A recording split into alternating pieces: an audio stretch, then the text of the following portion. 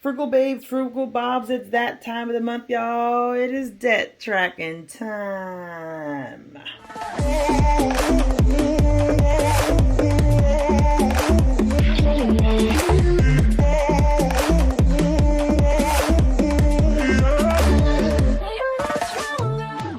So this video is mad late, but we're just gonna get it done.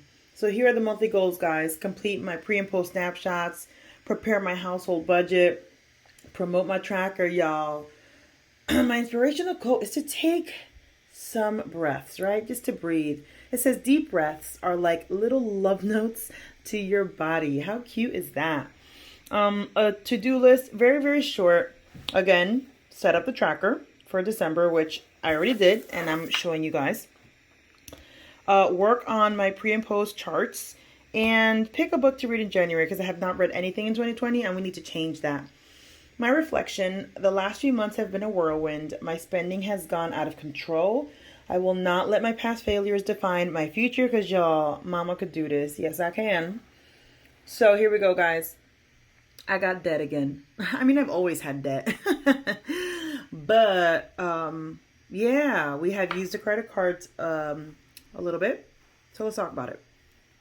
Student loans have remained the same because of this whole COVID-19 and what is it called? The CARES Act, whatever it is. They have remained the same. My pension loan, though, praise be to the Lord, y'all. They are coming down from $5,020.94 to $4,407.99. They have come down $612. So that's really awesome. My Bank of America credit card was at $2,101.82, and y'all, $8,158. That's right. It has gone up $6,000. You're like, what the heck? Guys, I have money set aside for furniture and all that good stuff when we moved into our house. And the house needed some really important upgrades, and we did it, and there went the money. So I have been purchasing a lot of my furniture on credit, and I have been paying it down. So hopefully you will see this number come down significantly by the time I show you my January debt tracker. So just keep watching. My PayPal credit card, again, I purchased some furniture off of PayPal because I had a better deal on that card.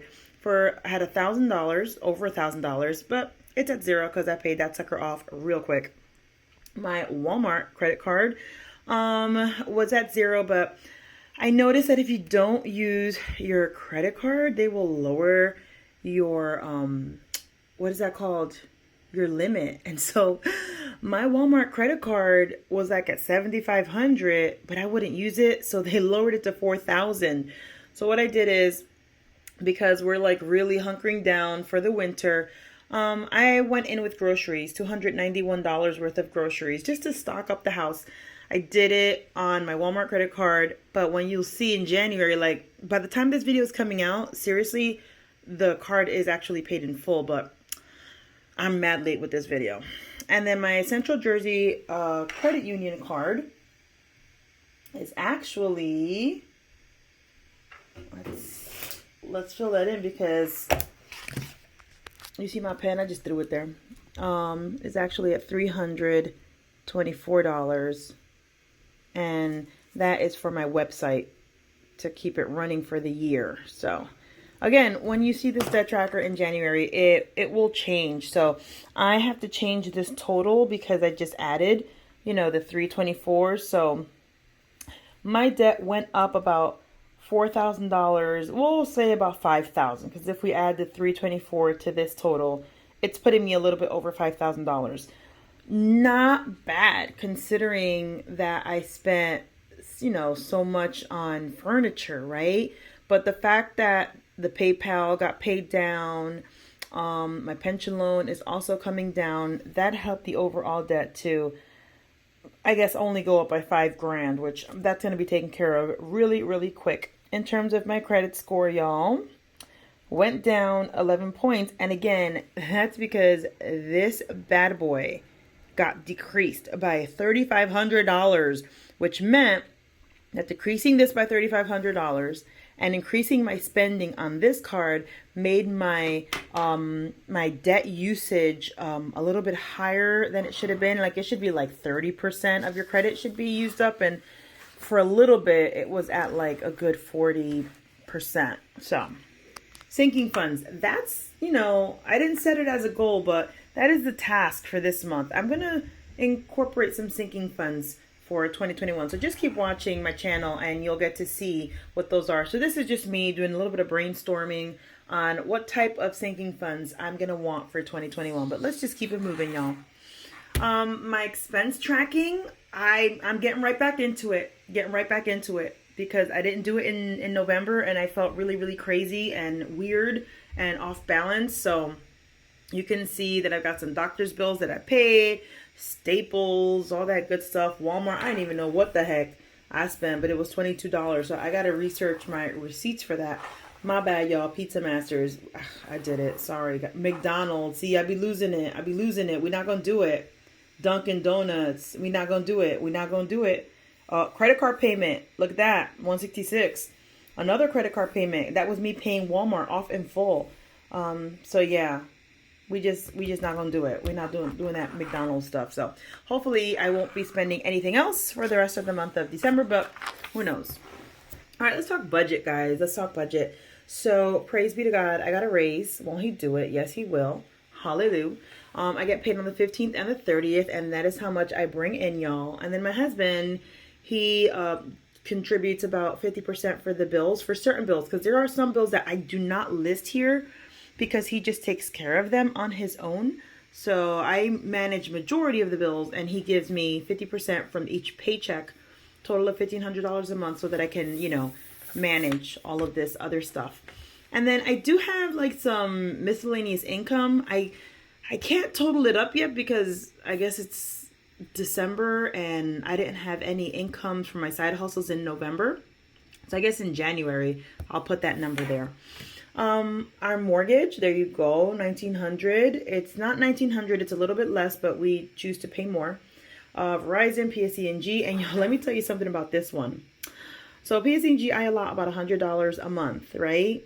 But this video is going to be coming out soon because we have solar panels. I have not paid that much money, so that money kind of just sits in our account. AT&Ts or cell phones, student loans. That's how much I'm supposed to start paying as of January, but y'all know the extended, this whole like forbearance, default thing, whatever they're doing, deferment. So I'm still allotting the money, but it's going to go somewhere else because I have some debt on these credit cards. This is what I allotted for the month. It's $250 for each card. But as I'm recording this, y'all, I have already paid this off. So praise be to God. So my only focus is my credit union card and my Bank of America card. Again, retirement and savings for my children and myself. We got some transportation costs. I allot $75 for Easy Pass, but y'all, hubby and I are working from home. So at least for the next 2 months. So we do not need that much money on Easy Pass. My insurance is paid in full. Won't he do it? Yes, he will. $80 a month for gas. Yes, because I am not going out in December. So I'm only putting $20 a week in my car. And then maintenance, car maintenance. I'm trying to set aside $25 every month for my car maintenance. Groceries, I'm allotting $150 a week. I still want to bring that down. That's going to be a goal for 2021. And I'm not going to kid myself, y'all. I'll be saying no eating out, no nothing. I'm going to budget for it. I'm just going to set aside $100 because sometimes you just don't want to cook. So we're just going to put that in, y'all. And then miscellaneous expenses, that is what my husband takes care of. So I don't manage that part of our household expenses. That's like entertainment and his student loans and his doctor's bills. Like I don't manage any of those things. So I don't put it into my budget planner. Tell me if I should. I don't know. Should I be including it? Whatever. And to close this video off, y'all, so our total expenses comes out to $4,719, and our income is $4,976. So there is supposed to be in excess of $257.14. And my goal is to put that bad boy in our savings accounts because after buying a home, y'all, the savings account has been depleted. Okay, so now guys, because We have gotten to the end of the tracker. Can you believe it? The end of 2020 is upon us. This is the part I was telling you about, my comparison charts. So let's talk about it. I'm going to be able to give you guys some like true final numbers in January, but let's just talk about it now.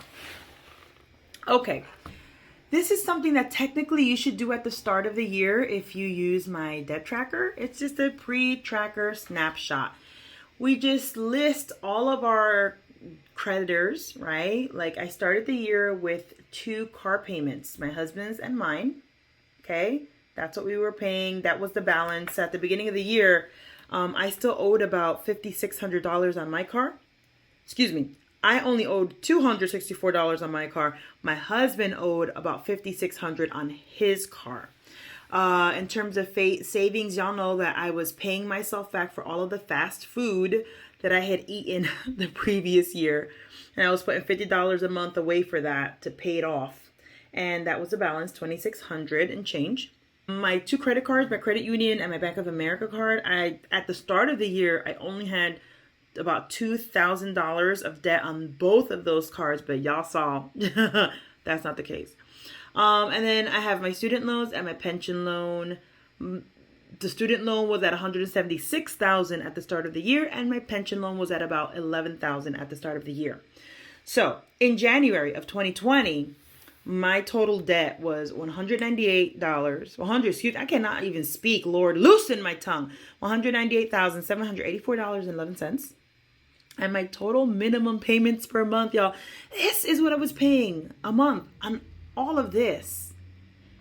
$1,800. Let's just be exact. $1,833.56. What would you do, y'all, if you had an extra $1,800? This is aside from money that I was setting aside for rent, utilities, all of that good stuff. This is just debt. That if I didn't have this debt, that money would be in my pocket. So, y'all, that was an eye-opener when I did this. Okay, and again, I gave you 2 sheets, so if you have more debt to list, you have more room. So now at the post-tracker snapshot, okay, you're already noticing there are some really awesome changes. Totally paid off my car in full. Totally paid off my husband's car in full. Totally paid myself back for that food debt that I had in full. Wah, wah. These are a little different, as you saw in my debt tracker. Yeah, so at the end of the month, I'm going to update these fields because, like I said, I'm sending chunks of money to these credit cards because I don't want to go into 2021 with too much debt, right? Walmart card paid off in full because I paid it off already. PayPal paid off in full. My pension loan, guys, look at that bad boy. I only owe $4,000. I started the year at $11,000 and I only owe $4,000. Oh my God. Now, if you guys keep up with me, you guys know that I was doing the Fat Cows challenge, savings challenge. And I was saving $5,000 to pay this off now in December because I knew that it was going to be about $4,000 now in December. But because we did buy a house and we had a lot of unexpected expenses, I did not use that money for that. So that's why that is still there. But then my student loan, you will notice I started the year at $176,000 and I'm ending the year at $177,000. That bad boy went up.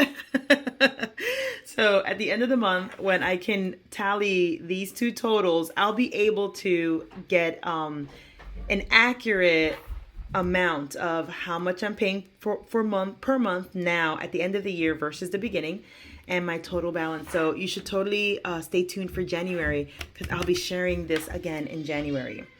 All right, let's keep going. All right, so my debt to income ratio, this worksheet is also in my debt tracker. So this is what you do in January. You got to figure out your DTI, right? So I gave you the formula. It's debt divided by income. So here you have to list your monthly income, and when it's your wages or your salary, it's got to be your gross, not what you're netting, but the gross. So that is what I gross a month, And that's what I net a month. Isn't that crazy how much money they take out of my check? It's all right. And then, the contribution that my husband would give me a month at the beginning of the year was $1,000. We bumped it up to $1,500 because we bought a house. So my total debt at the beginning of the year was $8,208.68. Then here I did my monthly debt payments. I just said see pre-tracker snapshot. That's where I got that total from. I just showed you, back here, one of those pages. So then I did my formula. I did my total debt, and I divided that by my total income, pre-tax income, right there. And it gave me 0.22, which means my DTI is at 22%. So I'm falling in the questionable credit. That's where I was at the beginning of the year. So we got to see where I'm at the end of the year, right? And here's my post DTI snapshot. But again, I can't share these numbers until I finalize those 2 credit cards that I was talking to you before. So stay tuned in January to see where that is at. And if you notice, praise be to God, Mama got a raise. So I'm making a little bit more money. Thank you, Jesus. And here's the last page.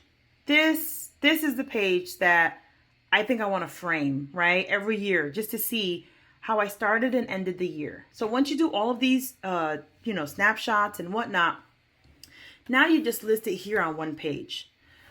I started my year with all of these debts, all of these creditors. I listed all of the debt here, and that was a total. That was all of my debt in January. Now, and I mean, just looking at it, I love the fact that there was something here and now there isn't here. There was something here and now there isn't here. Oh, I'm feeling it, guys. There was something here and now, oh, hallelujah, there is nothing here. Won't he do it? There was nothing here and there is still nothing here because I just jumbled up all of my credit into that total. But of course, student loans, they went up.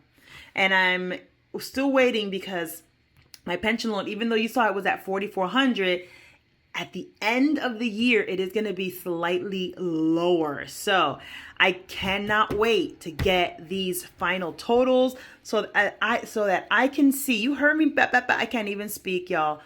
Can't wait to get these totals so that I can see how much debt I started with in January and how much debt I am ending with in December. God is good, y'all. And granted, am I debt-free? No, sirree, no. No, I am not. I still got a lot of work to do, but it is so exciting to see the numbers going down. Thank you so much for watching, guys. Stay tuned because there's more to come. Peace out.